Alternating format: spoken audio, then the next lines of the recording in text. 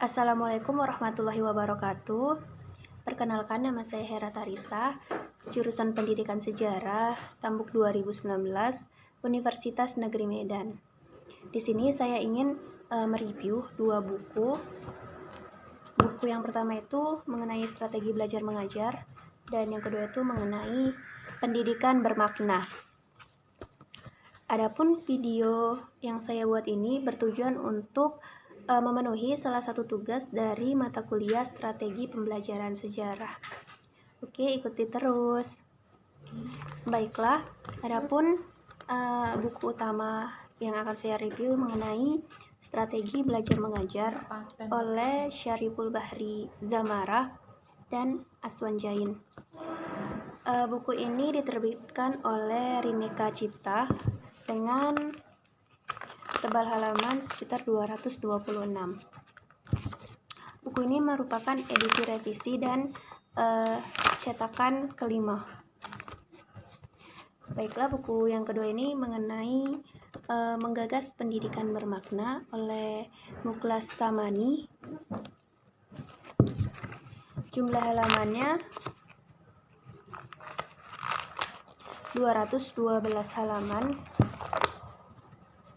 Diterbitkan oleh SIC pada tahun 2010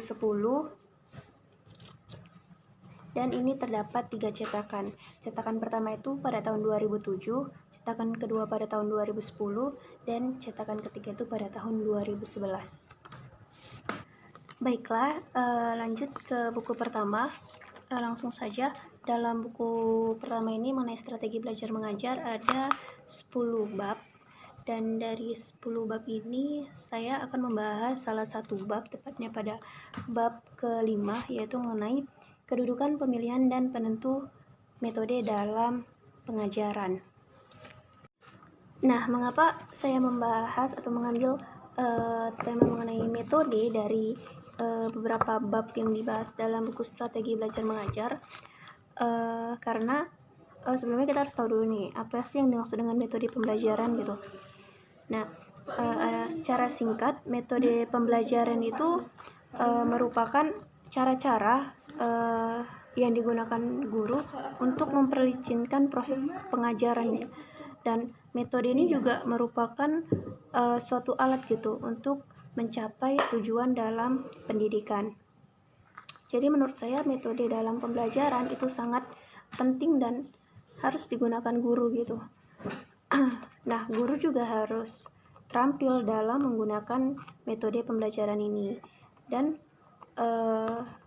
setiap siswa itu kan memiliki karakteristik yang berbeda gitu kan, memiliki cara belajar yang berbeda. Nah, sebagai seorang guru kita juga harus memperhatikan hal itu gitu, karena ketika kita salah menggunakan metode dengan siswa yang tidak tepat menggunakan metode tersebut, hasilnya akan tidak sesuai dengan tujuan pendidikan gitu. Jadi siswa malah lebih sulit memahami suatu materi dalam pembelajaran tersebut. Nah, selain dari itu, seorang guru juga harus memperhatikan seperti situasi dalam menggunakan metode gitu. Misalnya seorang guru ini ingin melakukan pembelajaran di ruang terbuka. Nah, maka harus disesuaikan dengan situasi yang sedang dilakukan. Kemudian juga harus didukung dengan fasilitas-fasilitas yang ada, karena fasilitas itu merupakan salah satu alat pendukung suksesnya metode yang dilakukan oleh guru dalam proses pembelajaran. Nah, jadi hanya itulah yang bisa saya paparkan mengenai metode pembelajaran dalam buku strategi belajar mengajar. Nah, selanjutnya saya ingin mereview buku Menggagas Pendidikan Bermakna. Nah, jika dilihat dari segi covernya ini menurut saya menarik, karena di sini terdapat gambar ataupun yang ada percakapannya gitu, kurang lebih mengenai apakah sekolah ini bisa memberikan bekal hidup sukses. Nah, hal inilah yang akan saya bahas dalam buku ini. Jadi di dalam buku ini tuh terdapat 8 bab. Nah, mengenai sekolah tadi itu ada di bab 1 dan bab itulah yang akan saya bahas dalam video ini dengan judul untuk apa anak harus sekolah. Nah, saya rasa ini cukup menarik. Baik, sebelumnya dalam buku ini tuh sangat berbeda gitu ya pembahasannya dengan buku pertama tadi. Namun secara tidak langsung menurut saya juga masih memiliki hubungan keterkaitan. Nah, dalam bab 1 ini untuk apa anak harus sekolah? Dalam bab 1 ini tuh pembahasannya lebih kepada suatu cerita pengalaman yang ada di suatu pedesaan, mungkin di sekitar Jawa Barat, perbatasan Jawa Barat dengan Jawa Tengah.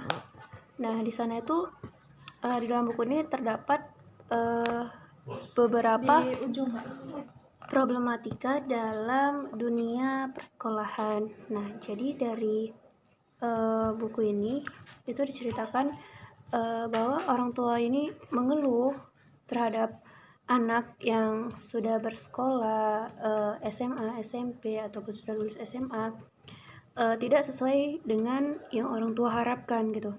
Jadi anak-anak yang sudah bersekolah ini ketika lulus malah tidak mau menuruti perintah dari orang tua seperti meneruskan pekerjaannya, yaitu mungkin petani, nelayan, ataupun pedagang. Nah, mengapa mereka tidak mau? Karena mereka menganggap bahwasanya pekerjaan-pekerjaan itu adalah pekerjaan yang rendah gitu. Padahal di pedesaan itu kan sudah tidak heran lagi ya mengenai pekerjaan seperti pedagang, petani, ataupun mungkin di era pesisir itu sebagai nelayan. Nah, selain itu orang tua juga merasa anak-anak yang sudah disekolahkan ini, yang sudah mendapatkan pendidikan jauh lebih tinggi ataupun lebih luas dari anak-anak yang tidak bersekolah ini, sikapnya juga tidak bagus, malah membuat onar, terus juga malas diatur gitu kan. Dalam buku ini juga diceritakan seorang nelayan yang memiliki 2 anak. Terus anak yang satu ini sudah lulus SMP dan yang satu lagi ini hanya lulus kelas 5 madrasah gitu. Tapi anak yang lulus kelas 5 SD ini lebih terampil dan lebih mau diatur daripada anak yang lulus SMP. Padahal dari jenjang pendidikan dapat dikatakan bahwa yang lulus SMP ini seharusnya memiliki pemikiran yang jauh lebih terbuka, jauh lebih luas dibandingkan saudaranya yang hanya lulus kelas 5 madrasah gitu. Itu dilihat dari segi pendidikan. Nah, kemudian keluhan-keluhan orang tua lainnya juga karena mereka merasa sia-sia tuh menyekolahkan anaknya tinggi-tinggi SMP, SMA atau perguruan tinggi sampai mungkin menjual lahan, menjual ternak gitu. Namun setelah lulus anaknya tidak sesuai dengan yang diharapkan. Nah, muncullah pertanyaan dari penjelasan saya ini. Sebenarnya si anak yang memang bermasalah atau memang pendidikan di Indonesia ini yang memiliki problematikanya sendiri. Nah, jadi sebenarnya tidak bisa menyalahkan salah satu pihak atau dari segi anak ataupun dalam pendidikannya. Sebenarnya orang tua juga tidak bisa mempermasalahkan dunia sekolah yang didapat anak ataupun dunia pendidikan gitu. Nah, kita juga tidak bisa hanya berpikir tentang how to do-nya saja, tapi kita juga harus berpikir what to do-nya juga gitu. Nah, maka dari itu peran orang tua dan guru itu sangat diperlukan dalam hal ini. Mengapa? Apalagi khususnya dalam pembentukan etika gitu kan. Etika sebagai seorang murid, sebagai seorang anak, sebagai seorang teman dan yang lainnya gitu. Peran guru dan orang tua sangat dibutuhkan. Jadi orang tua juga tidak bisa menyalahkan guru ataupun sekolah dalam pembentukan etika gitu. Guru membimbing siswa dalam hal akademik maupun attitude di sekolah. Dan selebih dari jam sekolah itu anak itu merupakan tanggung jawab dari orang tua gitu, seperti apa orang tua mengajarkan etika ataupun attitude dalam hal sebagai orang tua dan anak. Nah, terus seorang guru tuh juga harus mempertanyakan gini loh, harapan orang tua menyekolahkan anaknya itu seperti apa gitu. Jadi sehingga pemahaman yang dikasih oleh guru di sekolah itu tidak salah jalur gitu.